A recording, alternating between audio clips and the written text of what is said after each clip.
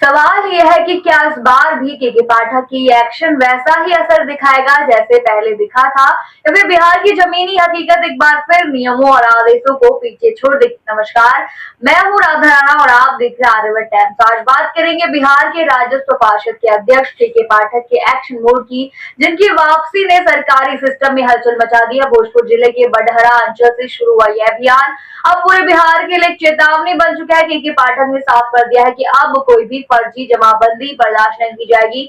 बडहरा इलाके में 349 फर्जी जमाबंदी के मामलों की पहचान हो चुकी है और उनके खिलाफ त्वरित कार्रवाई के निर्देश दिए गए हैं। जी हाँ, जिले में 15,552 नीलाम पत्र वाद लंबित है, जिनसे संबंधित कुल राशि है 440.07 करोड़ रुपए।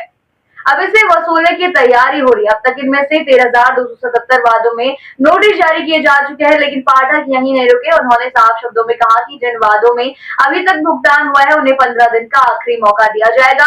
अगर इस समय सीमा के अंदर पैसा जमा नहीं किया गया तो संबंधित लोगों के खिलाफ बॉडी वारंट जारी किया जाएगा। जी हाँ, बात केवल नोटिस तक सीमित नहीं है, क्योंकि पाठक ने एसपी को निर्देश दिया है कि डीएसपी और सभी अनुमंडल पुलिस पदाधिकारी इन वारंटों को प्रभावी ढंग से लागू करवाए, यानी अब सरकारी आदेश सिर्फ फाइलों में नहीं रहेंगे, जमीन पर दिखाई देंगे। जिन पर ये वारंट लागू होंगे उन्हें गिरफ्तार कर कोर्ट में पेश किया जाए।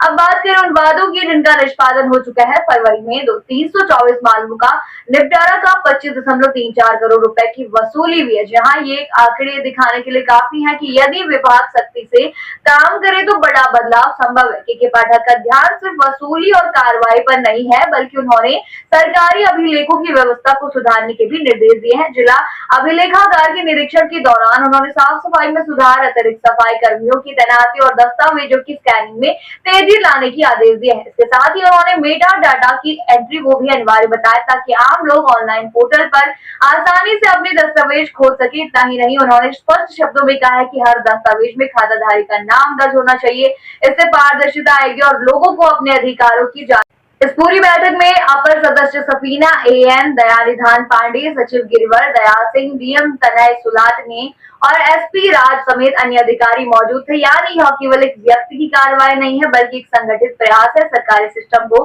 चुस्त दुरुस्त करने का। लेकिन सवाल अब भी वही है, क्या सिर्फ कार्रवाई से व्यवस्था सुधरेगी या इसके साथ जमीनी हकीकत को भी समझना होगा, क्योंकि फर्जी जमाबंदी या बकाया भुगतान केवल तकनीकी मामला नहीं है, इसके पीछे राजनीतिक और सामाजिक जाल भी जुड़ा जा सकता है। बिहार में जब भी कोई सख्त अधिकारी सिस्टम से भिड़ता है तो या तो उसे तबादला झेलना पड़ता है या फिर साजिशों का शिकार होना पड़ता है। क्या के पाठक इस बार से बच पाएंगे? क्या वाकई यह अभियान राज्य की राजस्व व्यवस्था को सुधार पाएगा?